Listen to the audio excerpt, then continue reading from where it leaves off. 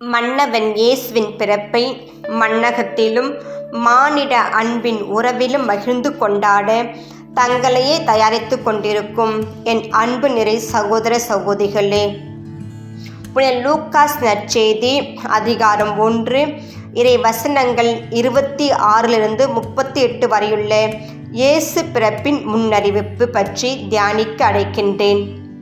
இன்றைய நற்செய்தி இயேசு பிறப்பின் முன்னறிவிப்பு மிகவும் ஆழமான ஒரு உண்மையை எடுத்துரைக்கின்ற ஒரு உரையாடலாக இருப்பதை காண்கின்றோம். கடவுளின் வழியாக அனுப்பப்படும் கப்ரியேல் வானதூதர், மரியா, தூய ஆவி, விசுவாசத்தை உறுதிப்படுத்த உறவினரான எலிசபெத்தின் வாழ்வு. நற்செய்தியின் ஒவ்வொரு வார்த்தைகளும் இங்கு வல்லமை உடையதாக காணப்படுகின்றது. இறுதியில் அன்னையின் பணிவு, கடவுளின் கரத்தில் தன்னையே முழுமையாக அர்ப்பணித்து, நான் ஒன்றுமில்லை, நான் ஆண்டவரின் அடிமை என்று இறை திருவுளத்திற்கு தன்னையே அர்ப்பணித்து விட்டார்கள். அன்னை மரி போன்று நாமும் நம்முடைய வாழ்விலே இறைவனில் மட்டுமே முழு நம்பிக்கை கொண்டு வாழ்வோம்.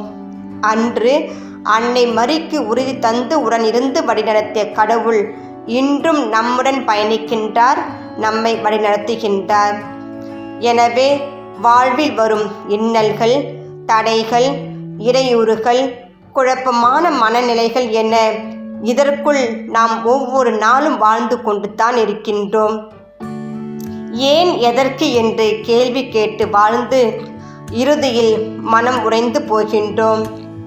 நம் ஒவ்வொருவரின் கேள்விக்கும் உரிய பதிலை இறைவன் தருவார் என்று விசுவசிப்போம்.